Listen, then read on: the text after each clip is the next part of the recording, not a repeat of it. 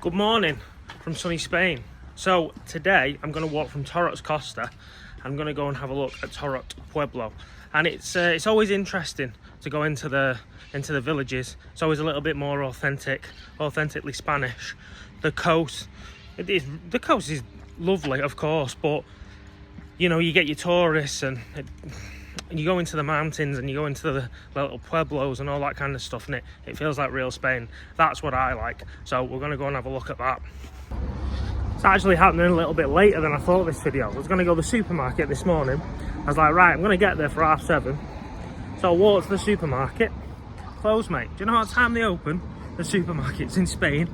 9 AM. Like, their schedule is so late. It's so late. Can you imagine a supermarket? Imagine Tesco back home opening at 9 AM.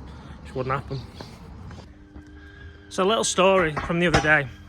When we first arrived, we checked into an Airbnb and we could not find this Airbnb. And the management company that had it, they have like this AI chat, and it was telling us to go to the wrong door. We couldn't speak to anyone. We were literally in the complex and we had absolutely no way of finding out what it is. Anyway, turns out the owner was there at the time. She could see us lost. And she was like, are you looking to go to an apartment? We were like, yeah. So she showed us the apartment, right? And so she shows us the apartment. And I said to her, you know, why do you have a management team? Why don't you do it yourself? Because the reason I say that is because back home, that's what I do. Manage Airbnbs. And she said it's just easier. But I showed her like the AI and how hard it was to get in. And she was ruining the video. And she was surprised that, and she was really shocked because I showed her all the text and everything from this AI bot. And she was like, yeah, it is confusing. And it got me thinking, because what I do back home is I manage short-let properties. Now back home, I mean, a lot of the time I will be there, but if I'm not there, we have like a team of cleaners that also act as a management team as well. And these people, these companies, these big management companies here in Spain, short-let companies, a lot of them are like multinational. You know, they don't have anybody on the ground. They're using AI technology. So when things go wrong, we couldn't even get through to anyone. Couldn't speak to anyone. It was a Sunday. Everything was closed. So God knows how long we'd have been there for. I think they messaged us. I think a person messaged us the following morning on Monday. So my whole point to this story is that it kind of opened something up for me, because I wasn't thinking of trying to start a business while I was here. But if I'm here and I'm on the ground and I can get a good team together like we've done back home, I think that there's so much scope to do that out here. And basically to open up a management company, a short-let management company here, and I'll be hands-on, go self-employed. What I'm really asking is, what do you think? Do you think that there's room for that? Do you own a property in Spain?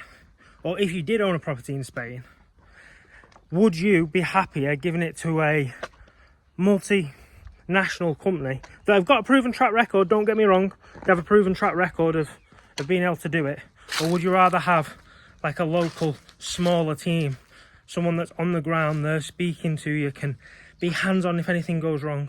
What kind of company would you prefer to employ? And do you think that I should kind of follow through and get onto this business and try and make something of it? Because right now, that's what I'm thinking. If you've got a property in Spain or along the Malaga coast, I'd really like to hear from you. What would you prefer? And what's your experiences been with short-let management companies? It's a very interesting topic for me. Anyway, back to Torrox Pueblo.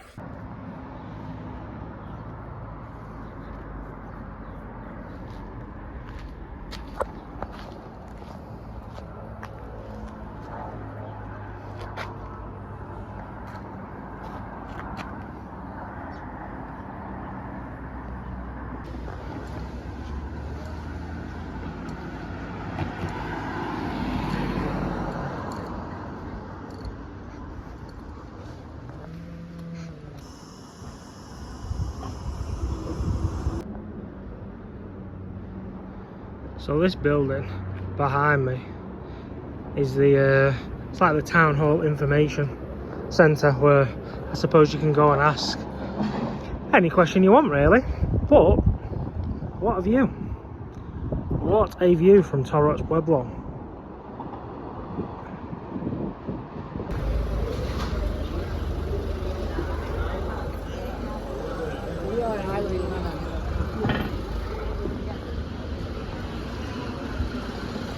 Straight away starts to feel more Spanish. You got the little Spanish bars, everybody's speaking Spanish, lots of Spanish old people. That's always a telltale sign that you're in somewhere authentically Spanish, as there's more the older generation live in these little villages. The butchers,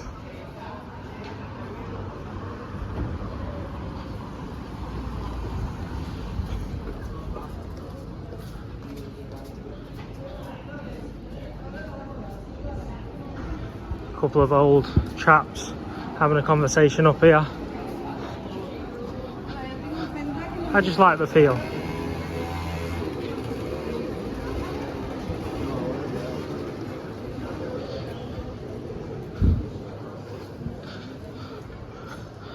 Don't get me wrong, there are still tourists, of course. It's not like it's a secret, but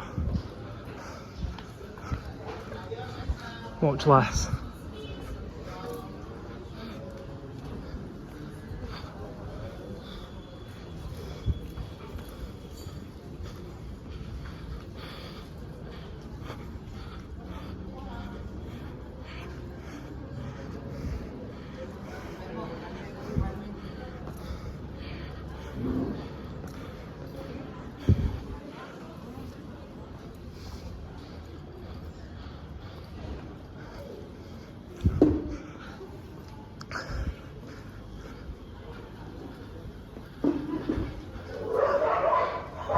It's quite a common scene in Spain, in these little towns.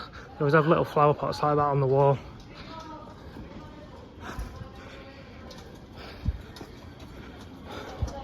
Like a little market up here.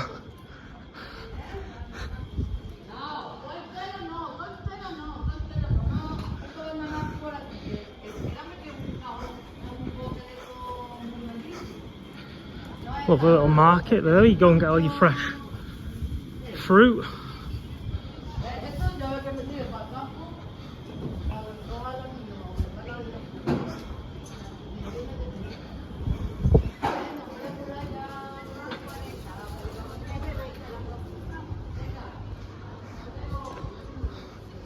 And here's the main square.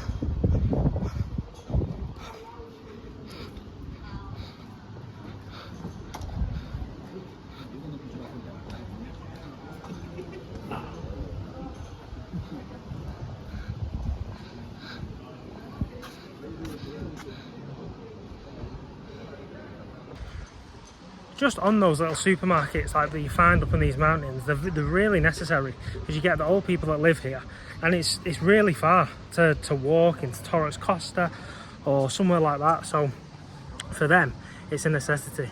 So it's good that they provide for the community here. They make sure that everybody's looked after and everybody can get what they need. And yeah, that's why they live up here, because they have everything that they need. Old Spanish people, they live here, thrive here, and even though it's hilly and they're just fit because they're used to doing it since young. It always amazes me when you come here at like Spanish women, 85, 90, and they're like walking up a hill, and they're not slow, but they're just used to it. So it's just a healthier lifestyle, in my opinion, than we get back home.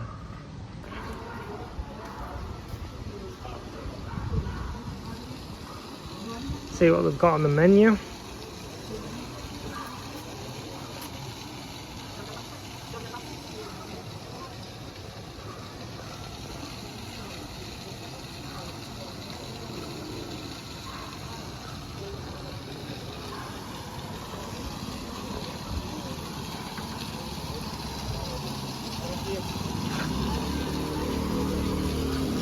Hola.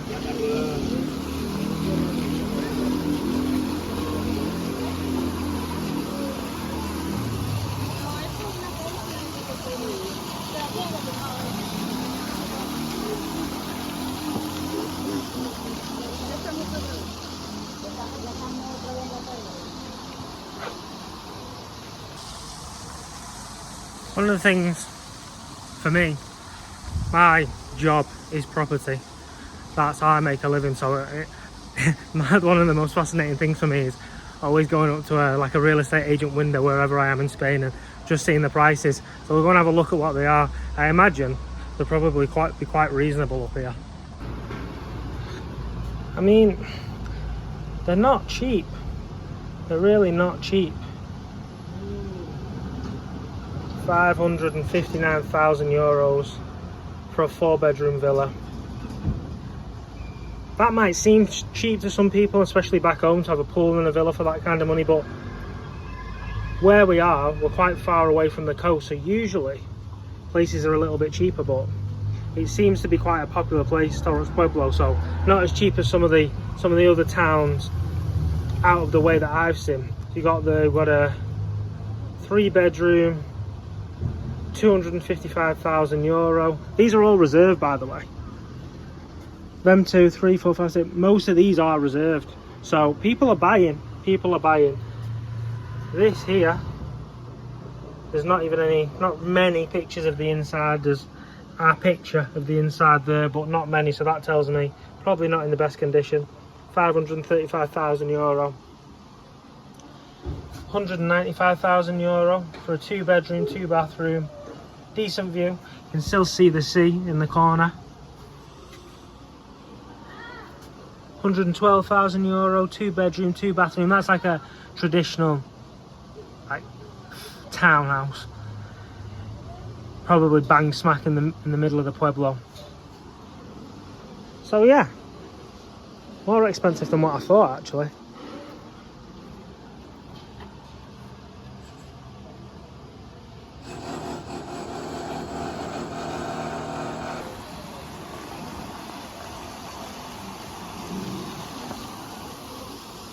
Local pharmacy, standard Spanish procedure.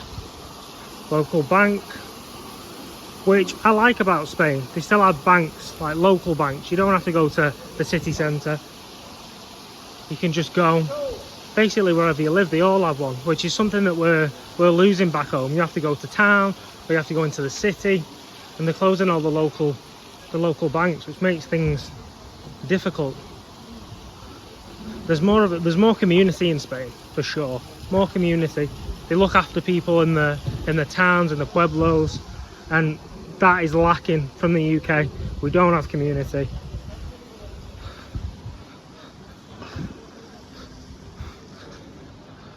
And I believe that's one of the biggest pulls of coming here, is that people just seem friendlier.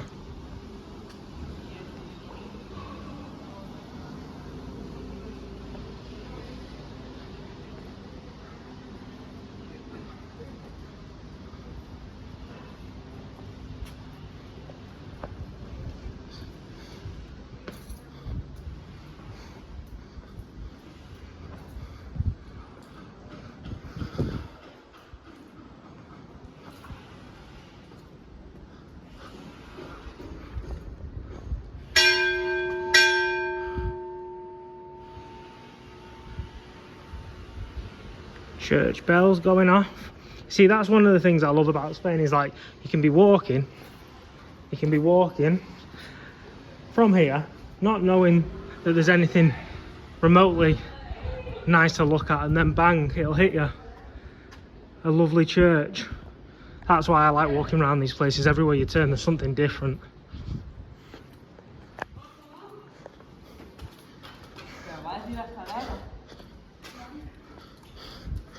Buenas.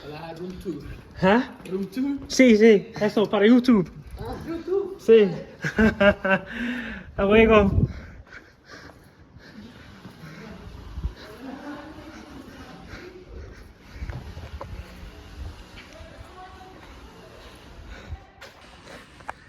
See, that is literally what I'm talking about. It's like you got kids, well, they weren't even kids, they're like 13, 14, 15, and they want to speak, like they're happy to speak, they're nice, they're polite.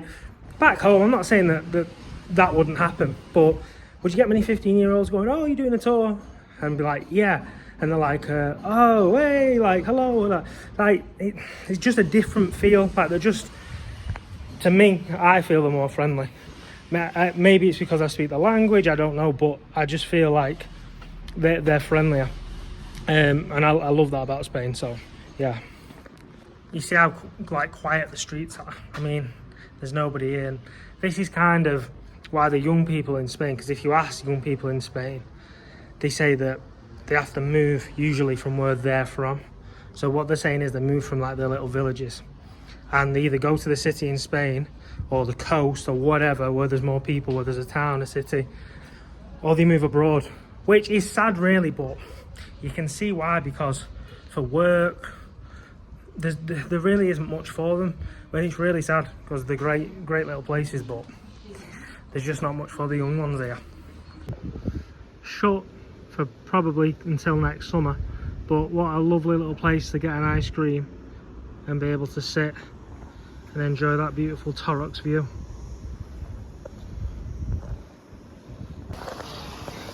Look at these old boys, all 6 of them, sorry 5 of them, all sat here chatting. They'll do that all day, maybe play a bit of dominoes later. What a life. Worst places to live it.